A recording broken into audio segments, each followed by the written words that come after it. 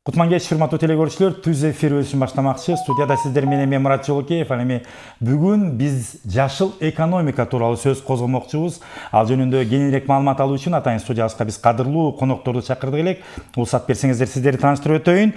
Темиркулов Азамат Азатбекович, Кыргызстандагы жашыл альянстардын төрагасы. Саламатсызбы? Азамат мырза, студиябызга кош келиптирсиз.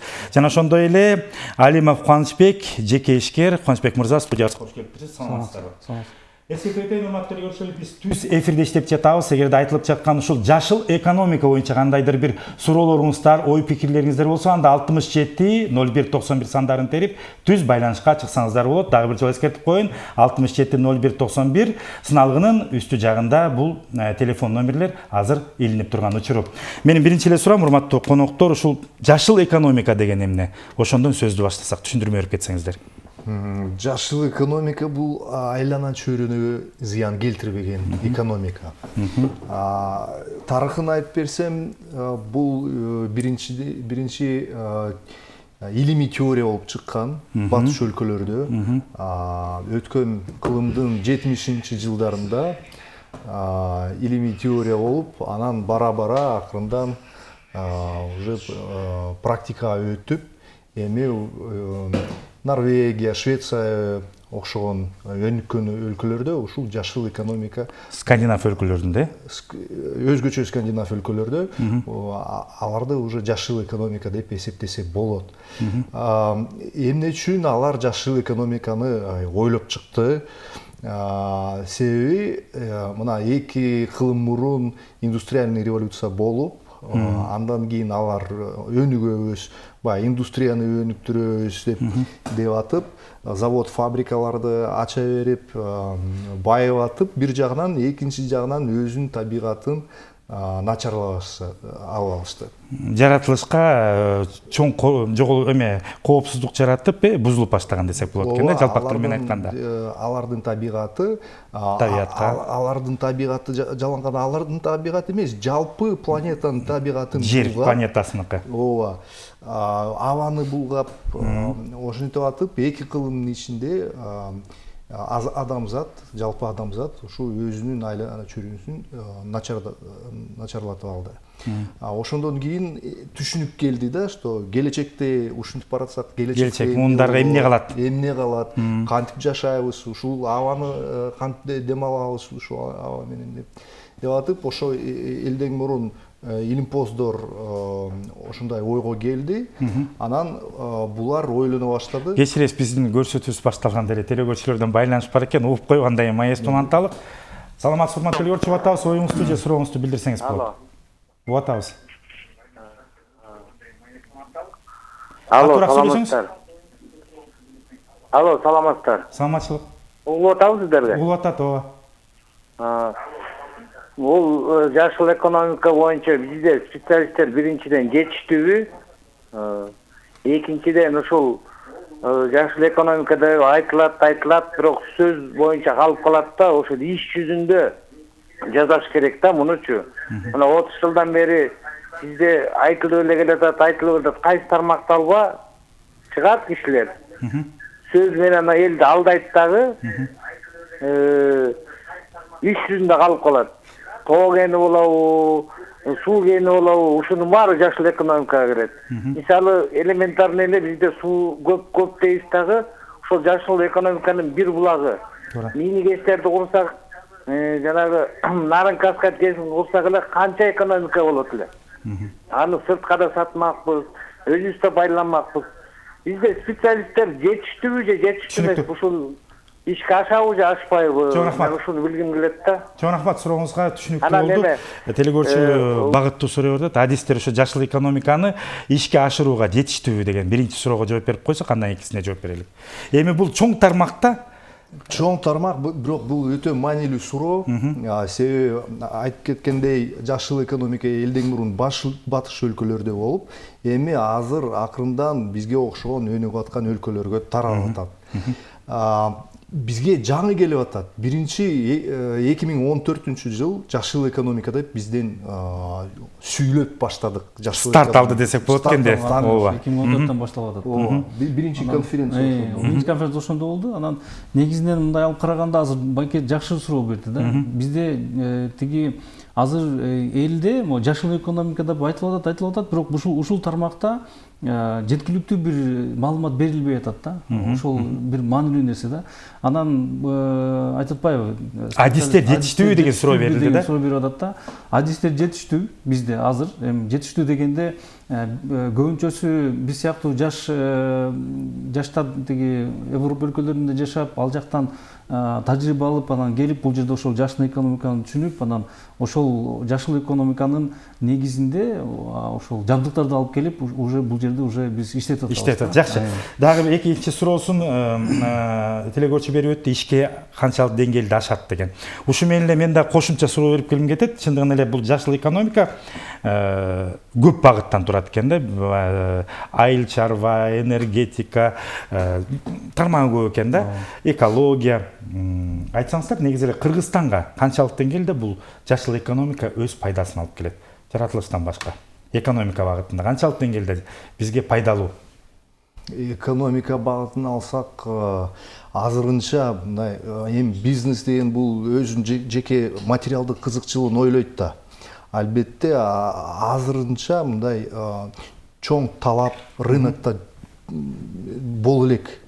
Ушул жашыл экономиканын продукциясын эл көп деле кызыккан жок деп ойлойм да. Бирок себеби? Себеби биринчиден продукциябыз жакшылап чыгара элекпиз да, ошол жашыл экономиканын продукциясы. Мисалы айыл чарба алалы. Айыл чарба тармакта бул мындай органикалык айыл чарба бул өтө кыйын. Биринчиден билим болуш керек, тажрыйба болуш керек. Биз ошол деңгээлге азыр жете элекпиз да. Ошон үчүн ушул продукция кээ бир базарда органика деп чыгып атат, экопродукция деп атат ооба. Бирок анын сертификаты жок. Сертификаты болуш керек. Биз ага жете элекпиз. Бирок ошого жеткенибизде сертификация болгондо, продукциябыз чын эле органика болуп чыкканда, фермерлер ошо билимдүү болгондо, андан кийин уже бара-бара ошо бизнесмендерге бул өтө кызыктуу болот деп ойлойм да. Рахмат. Азамат мырза, мен түшүндүм. Мынакей ишкерлер деп сөз кылып калдыңыздар, продукция деп сөз кылып атасыздар. Мынакей бул жерде ушул жашыл экономиканы ишке ашырууга багытталган өзү айтып өттү Кубаныч мырза. Сөзүнүн башында биз чет мамлекетте окуп билим алып келген жаштар азыр бул жашыл экономика элге жеткизүүгө аракет кылып атабыз деп. Сиздердин эмне продукцияларды элге алып келип, ушул жашыл экономика багытында конкреттүү түрдө таратып элге, жаратылышка зыян келтирүү үчүн, элдин жашоосун жакшыртуу үчүн аракеттерди кылып атасыздар? Азыр мисалы үчүн биз могу жылуулук тармагында да, ушул тармакта биз иш алып баратабыз. Негизинен азыр көрүп атасыңар да, Бишкекте кыш келиши менен эле эң актуалдуу маселе мына көмүр жакмай, иш сасымай, кара түтүн шаардын ичи. Кара түтүн каптап бүт баары ошол бул экологияга зыян болот, биринчиси, экинчиси онкологиялык теги оорулардын пайда болушунда бир түрткү болуп атат да. Анан биз ошол Европадан алып келген энергия эффективдүү дейбиз. Анан жашыл экономикага аябай чоң пайдасы тиген көмүр кычкыл газын аз бөлүп чыгарган ошол жылуулук жабдууларын алып келебиз да. Жылуулук жабдуу деген бул эми кыргыз тили менен айтканда мештер экен да, туурабы? Меш деп койсок экен. Ал меш эмне менен иштейт? Газ менен иштеген, электричество менен иштеген неме. Экологиялык чындыгында эле таза экен. Биз да кечиресиз. Сөзүбүздү улантабыз, телегөрүүчү байланышта бар экен, угуп коюп маегибизди уланталык. Саламатсызбы, урматтуу телегөрүүчү атабыз, оюңузду, сурооңузду билдирсеңиз болот. Алло, ассаламу алейкум. Алейкум салам. Мындай суроом бар эле, жашыл экономика бул негизинен менин оюмча энергия менен байланыштуу болсо керек, ошол туурабы? Анан Кыргызстанда анын кайсыл түрлөрү актуалдуу жана кайсыл түрлөрү бар? Рахмат. Рахмат. Жакшы суроо. Бул жакшы суроо экен. Бул Кыргызстанда бир эле энергетика тармагы эмес, бул айыл чарба тармагы бар. Анан көп тармактарды, туризм тармагында алсак болот. Бирок негизинен мындай алып көргөндө азыр биз бул жаңы долбоорлор башталат деп ишенип атабыз. Себеп дегенде 2018-жылы Кыргызстан концепция кабыл алды. Ошол концепциянын негизинде жаңы ГЭСтердин курулушу, жаңы тиги жылуулук тестерди коебуз, жылуулук централдык ошолордун курулушу, анан жеке тармактагы котельный деп коебуз, ошол жылуу тармактары деп коебуз. Ошолордун курулушу негизи ошол ишке ашып атат, мисалы үчүн. Анан жашыл экономика деп эле только энергетика тармагын албаш керек да. Айыл чарба бар, туризм бар, тоо туризми бар, бүт баарын колго алып, ошол негизинде долбоорлорду алсак болот да. Негизи ушул концепция ушул багытта кабыл алынган экен. Ушу концепцияга токтолуп кетсеңиздер, 2018-жылга кабыл алынган. Бул эл аралык багыттагы концепция болуп эсептелинет да, туурабы? Концепция жогорку кеңеш кабыл алган 2018-жылы. Эми ошол концепциянын негизинде биздин өкмөтүбүз жашыл экономика өнүгүү программасын иштеп чыккан. Жакшы. Буюрса мына жакында ошол ратификация болду. Кабыл алат. Ошол программаны кабыл алгандан кийин 2020-жылдан баштап ошол программа иштей баштайт. Ал программанын эң негизги максаттары? Максаты ушул жеке ишкерлерге шарт түзүп берүү, ошо жашыл экономика принциптерине өткөнгө. Эми акчалай каржылоо маселесин чечип жардам беришеби же юридикалык багытта жардам береби, эмне жагынан? Эми налог жактан жеңилдик берет. Салык маселесин жеңилдетет экен. Анан мисалы могу сертификацияны чечет ошол көйгөйлөрдү. Себеби бул жашыл экономиканы бул өкмөт иштебейт аны менен. Муну жеке ишкерлер иштейт. Ошон үчүн өкмөт шарт эле түзүп бериш керек да. А ратификация болгону бул баягы чоң Парижский климатический конференция болгон. Ошонун негизинде жашыл климатический фонд түзүлгөн. Азыр ошол фондго миллиард деген акча түшүп атат бай өлкөлөрдөн. Эми биз ошол акчага заявка берип, ошол акчаны грант алсак туура. Кандайдыр бир долбоорлорду ишкерлер, сизге окшогон жеке ишкерлер, мындай жалпак тил менен айтканда, мисалы, өздөрүнчө чакан ишканаларды ачып, долбоорлорду жазып, ушу жашыл экономиканын алкагында сиздер айтып аткан ошол чоң миллиарддаган фонддон каражат алып, Кыргызстанда өнүктүрүүгө шарттар түзүлгөн экен. Демек, мамлекет тараптан бул каржылоо маселеси мындай каралган деле эмес экен да. Сиз айтып аткандай, баягы салык, юридикалык маселелерин чечип бергени менен негизинен каржылоо маселеси каржылоо фонддор тарабынан болот да. Бир нерсени кошумчалап айтып кетейин. Бул жерде бул негизи эле жашыл экономиканын максаты 3 нерсе болуп атат да. Бирөөсү экономика, экология, анан социум депчи. Ошонун негизинде анан устойчивое развитие экономики деп кетип атат да. Анан булардын баардыгы айтып атат да, негизи эле коомдо ушундай нерсе болуп атат азырчы. Сен акча эле таппа. Сен коомго анан жаратылышка өзүң пайдаң тийгиз деп атат да. Негизги неме кандай фокус ушул болуш керек да. Демек, мындай эң башкысы баягы кыргызча айтканда биз чөнтөгүндө ойлобой, жаратылышты дагы коргогонду үйрөн деген маанидеги эле принцип экен да. Рахмат, бизде телевизор байланыштар экен. Саламатсызбы, телевизор атабыз сизди. Алло, здравствуйте. Здравствуйте. У меня такой вопрос. При реализации зеленой экономики с какими международными организациями вы сотрудничаете и что это дает для нашей страны? Спасибо. Спасибо. Түшүнүктүү го дейм. Түшүнүктүү. Кайсы тилде? Расмий тилде жооп бере бериңиз. Расмий тилде жооп берейин. Так, ну при реализации зеленой экономики Кыргызстан будет сотрудничать, уже сотрудничает с такими международными организациями, как ПРООН, Всемирный банк, GIZ, ну и так далее. Список очень длинный. В будущем, вот после ратификации, теперь мы сможем сотрудничать с Зеленым климатическим фондом и получать оттуда гранты. То есть перспективы большие, международные организации помогают, и работа идет. Вот сейчас идет неделя зеленой экономики, в рамках которой проходят каждый день с 11 ноября по 16 ноября мероприятия, конференции, круглые столы, где как раз обсуждаются проблемы зеленой экономики, и все это происходит с помощью международных организаций. Телегорчуда бир суроо өрөттү. Кыргызстанга эмне пайдасы бар деп, что даст нашей стране деп. Вот зеленое, вот сотрудничество и зеленая экономика деп суроо берди да. Вот бир жакшы суроо берди энергетика боюнча. Ушу чын эле жашыл экономика энергетикага эле байланыштуубу деп же жокпу? Кыргызстан үчүн жашыл экономика биринчиден бул айыл чарба. Туура, биз айыл чарбага багытталган мамлекетпиз. Албетте, себеби планета деңгээлинде карасак, биз ушу баягы абаны буза турган химикаттарды чыгарган списокты карасак, биз 136 орунду ээлейбиз. Эң арттабыз, бул абдан жакшы көрсөткүч. Абдан жакшы. Биз уже жашыл экономика, өзүбүздү жашыл экономика деп атасак болот. Мисалы Казакстанды алсак, Казакстан болсо 35-чи орунда. Алардын индустриясы бар. Жакшы өлкөлөрдүкү уже неме көп көмүр неме чыгарат да. Ошонун эсебинен болот. Алар абаны булгайт да, Казакстан. Биз болсо булгабайбыз. Бирок биз өзүбүздүн табигатыбызды, өзүбүздүн айлана чөйрөбүздү талкалап атабыз. Өзгөчө мал чарба. Малыбыздын сапаты жок. Баягы илгерки меринос, тонкорунный овцалар жок болуп кеткен. Азыр Кыргызстанда бир уй 2000 жылына 2000 тонна сүт берсе, Израилда 12.000 берет.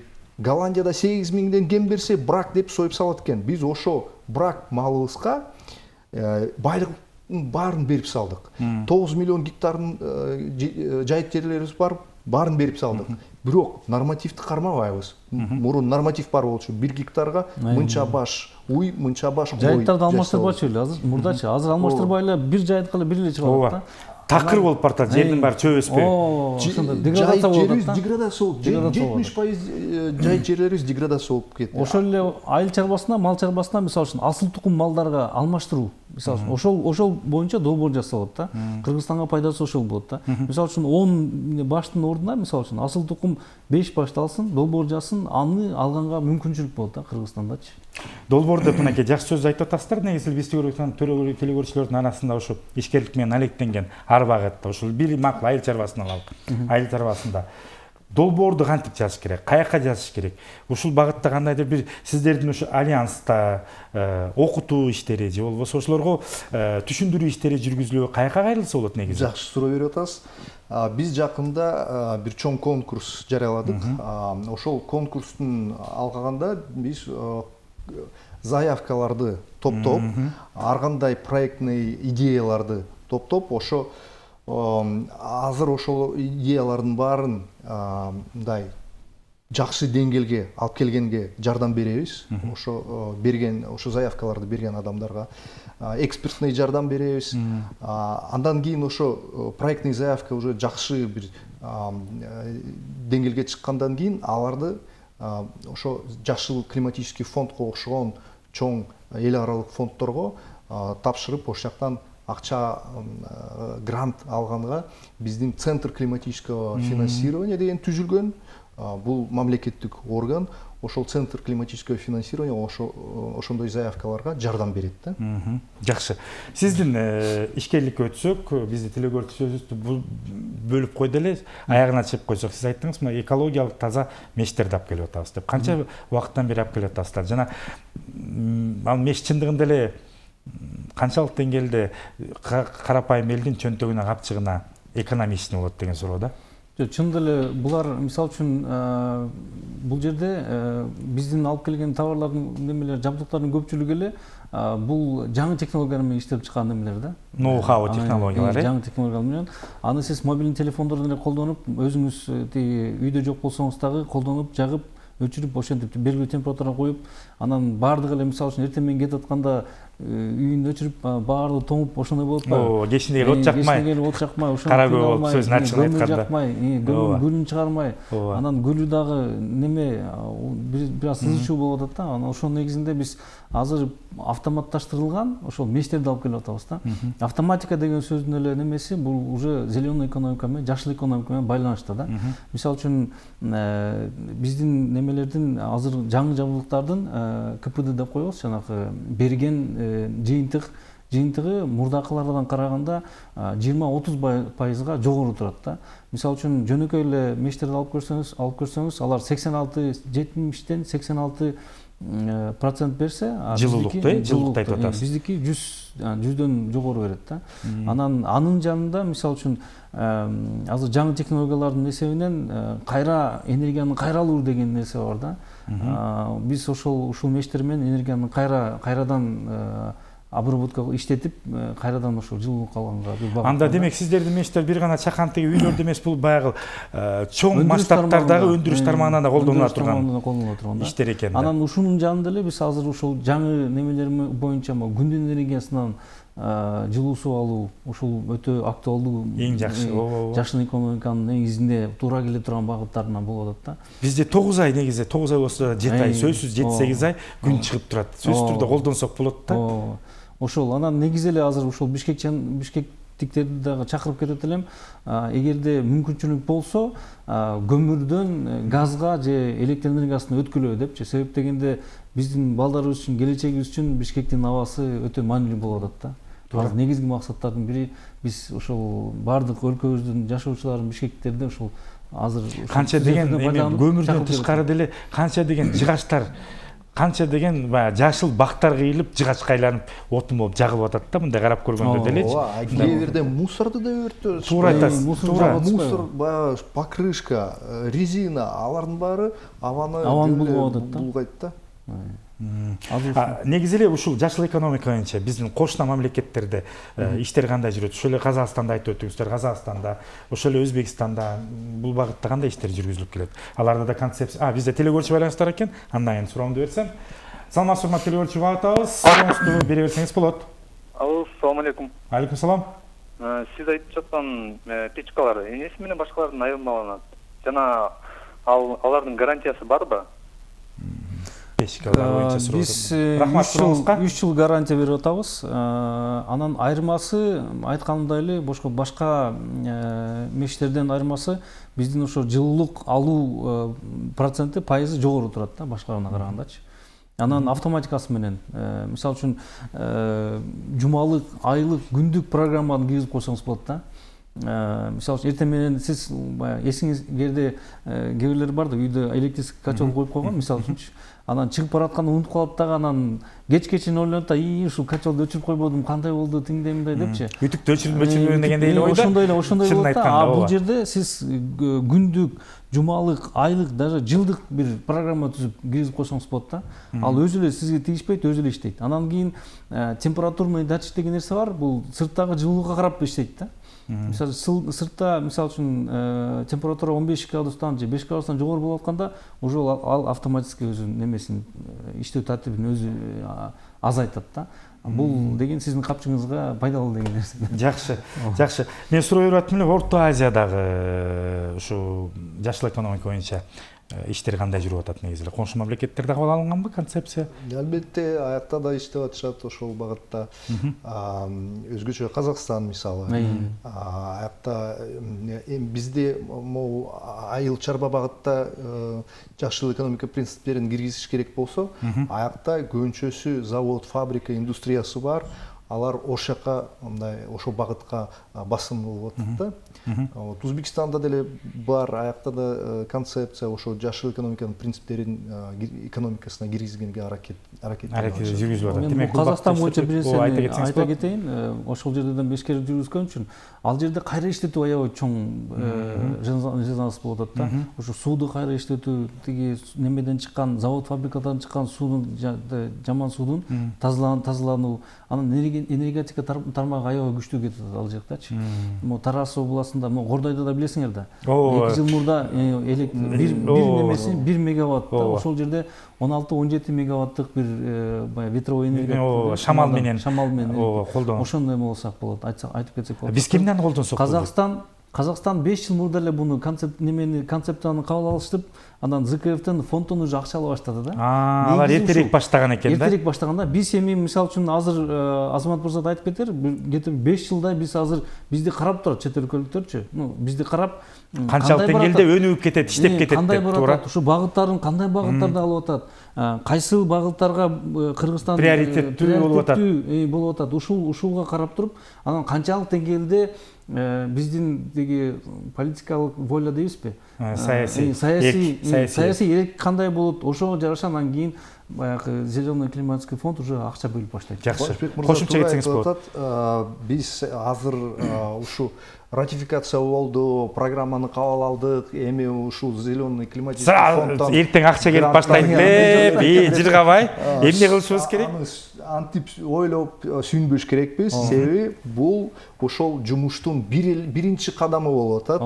Ошол акчага жетиш үчүн азыр биз ушундай долбоорлорду жазып, эксперттер топторду түзүп, анан ошолор ушундай жакшы долбоорлорду иштеп чыгып, ошо жашыл климатический фондко заявка бериш керек да. Андан кийин жашыл климатический фонд ошол долбоорду да иштеп чыгат чогуу биздин эксперттер менен. Ага сөзсүз түрдө мониторинг жүргүзүшөт болуш керек алар дагы.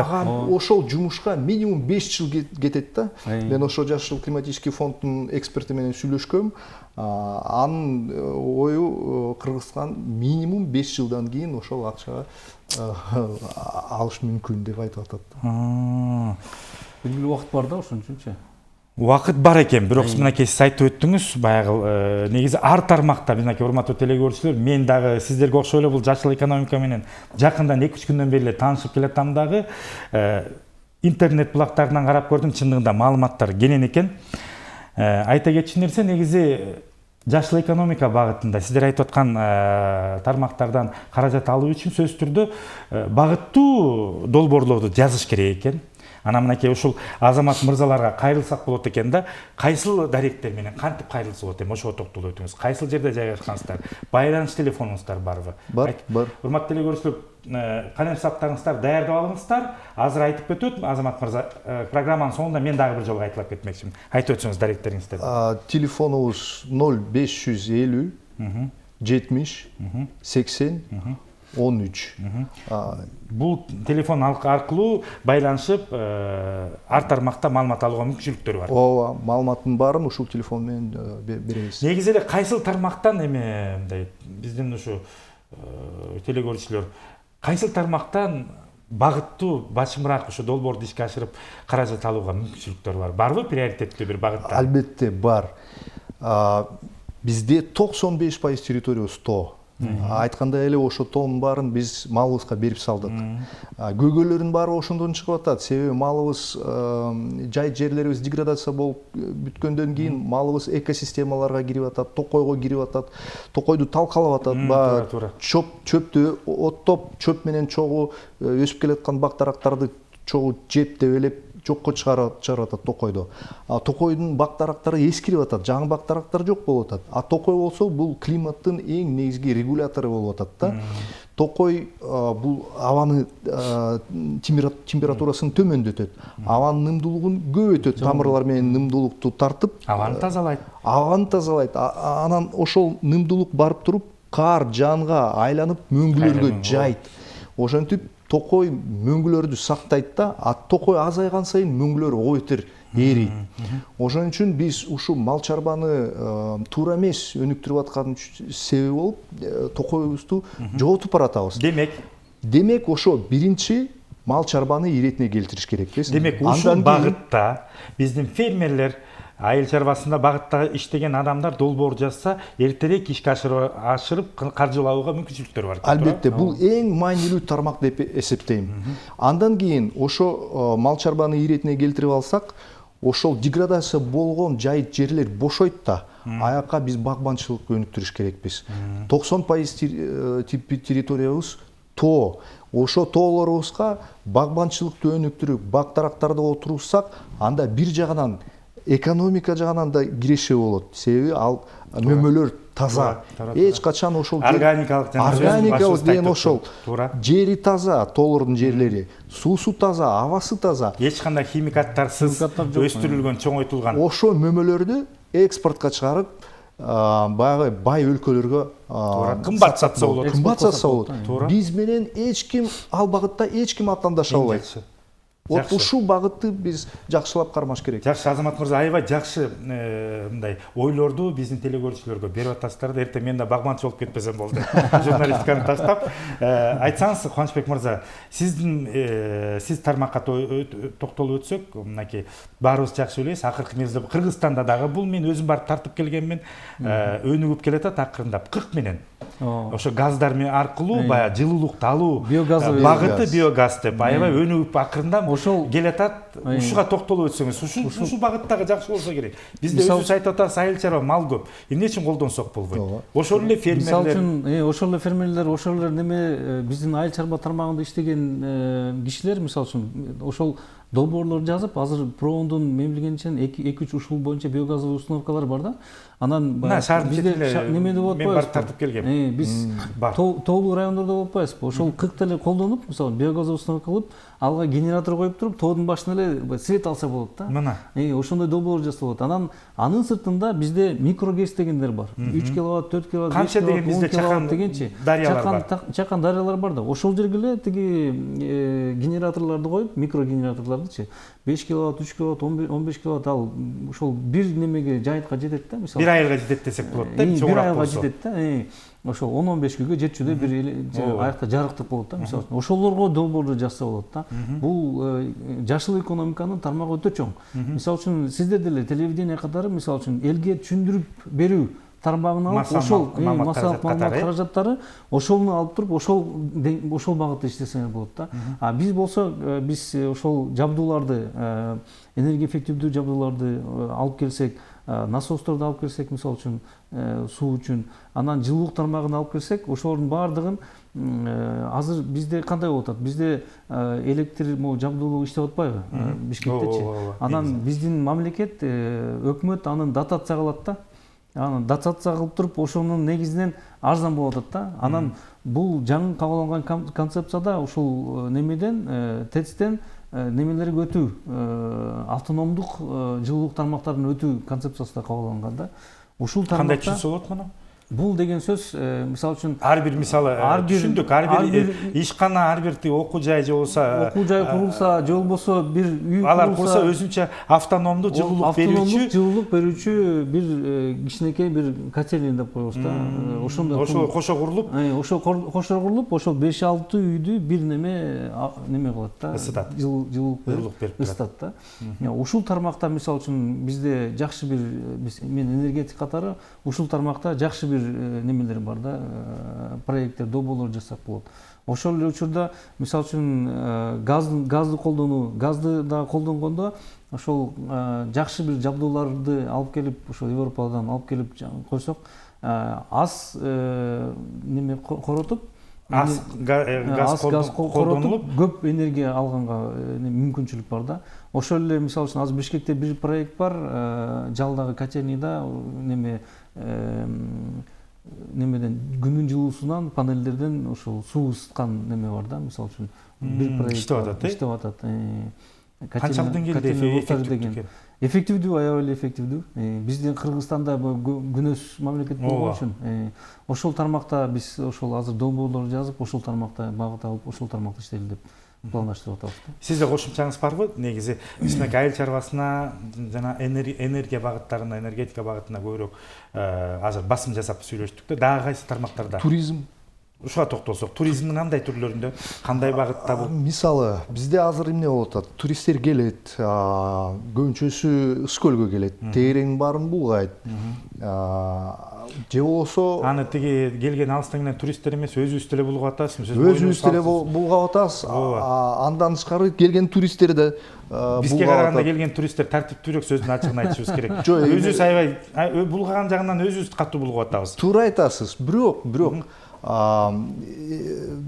туристтер келген жалаң гана көлгө келбейт да. Алар келип тоо ташты көргөнү барат.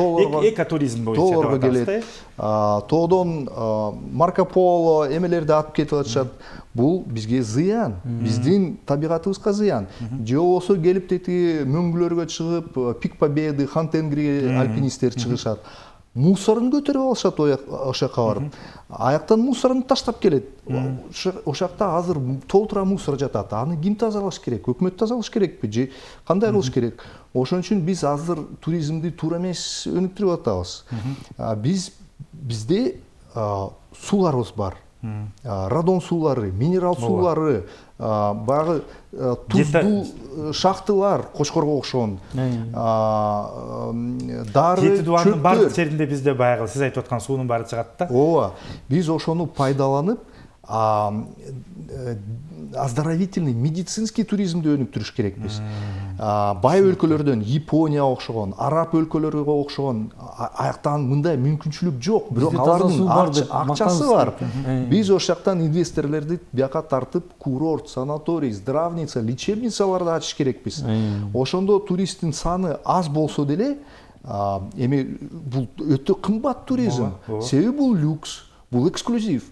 Ошондо аз туристтер келет, бирок көп акча таштап кетет да Кыргызстанда. Ошондо экологияга нагрузка азыраак болот, бирок киришибиз көбүрөөк болот. Демек, бул багытта дагы мынакей мен биринчи жолу угатам, чындыгын айтканда билбептирмин.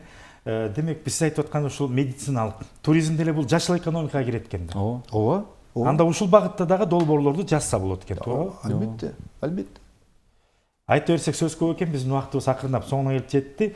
Азамат мырза жана Кубаныч мырза, сиздерде мүмкүнчүлүктөрүңүздөр бар. Сиздерди көрүп аткан жалпы телегөрүүчүлөргө каалоо тилектериңиздерди жана айтылбаган сөздөр болсо коомчулукчалап кетсеңиздер болот. Эркин микрофон.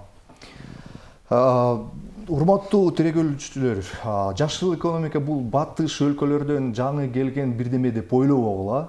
Бул бизге жаңы бир багыт эмес. Биздин ата-бабаларыбыз ушундай эле принциптер менен жашап келген. Кожо жаш легендасын алып көрсөк, бул ошол эле жашыл экономиканын принциптерин биздин ата-бабаларыбыз бизге калтырып кеткен да. Биз кайра эле ошол ата-бабаларыбыздын жолуна кайра эле түшүш керекпиз. Ошол жашыл экономика деген ошол биздин ата-бабаларыбыздын мурунку жолу. Мен дагы азыр баягы мода болуп атпайбы, лайфхактарды айтып кетейин да.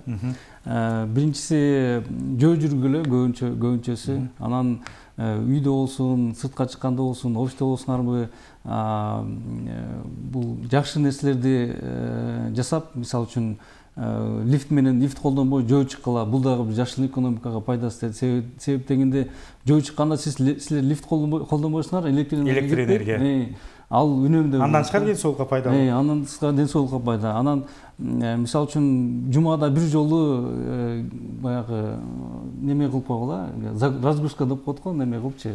Тамак жебей, бул дагы жашыл экономикага немеси тиет. Анан көп нерседе мисалы үчүн тамекини таштагыла, бул дагы жашыл экономиканын немеси. Анан бензин машина айдасаңар, газ койдургула, бул дагы жашыл экономикага кетет. Себеп дегенде выбростар аз болот дагы, баягы машинанын түтүнүнөн чыккан немеси аз болот дагы, газдыкы бензинге караганда аябай аз. Ошону колдонсоңор болот. Анан велосипед колдонгула, анан общественный транспортко өткүлө, бул дагы аябай жакшы неме болот да. Анан спорт менен башкыла, ал да жашыл экономикага кирет. Рахмат, лайфхагыңыз абдан жакты, түшүндүк. Анча-мынчасын колдонууга аракет кылабыз. Урматтуу телекөрүүчүлөр, бүгүн биз жашыл экономика тууралуу кенен маалымат алууга аракет кылдык. Айта кетейин, эгерде мынакей башында айтылгандай, сөздүн ортосунда айтылгандай, ушул тема боюнча сиздер кандайдыр бир ишкерлик менен алектенип, өзүнчө долбоор жазгыңыздар келсе, мен башында айтып өткөм, калем сагыңыздар дайыр болсо жазып алыңыздар. 0550 70 80 13, дагы бир жолу айтайын, 0550 70 80 13 сандарын терип, кенен ушул долбоорлор боюнча маалымат алууга толук мүмкүнчүлүгүңүздөр бар. Ал эми урматтуу телекөрүүчүлөр, бизге келип сиздердин атыңыздардан айта өтөйүн. Кенен маалымат бергениңиздерге чоң ыраазычылык билдиремин. Урматтуу Кубаныч мырза, Азамат мырза, ишиңиздерге ийгилик. Мен ойлойм, бул теманын биз 3-төн 1% гана ачууга аракет кылдык. Убакыт дагы бар. Кудай буйруса, келечекте дагы түз эфирге келип, биздин телекөрүүчүлөрдүн жана менин суроолорума так маалымат берет деп ишенип кетейин. Рахмат. Ушуну менен урматтуу телекөрүүчүлөр, биздин программа соңуна келип жетти. Амандыкта, сак саламатта болуңуздар.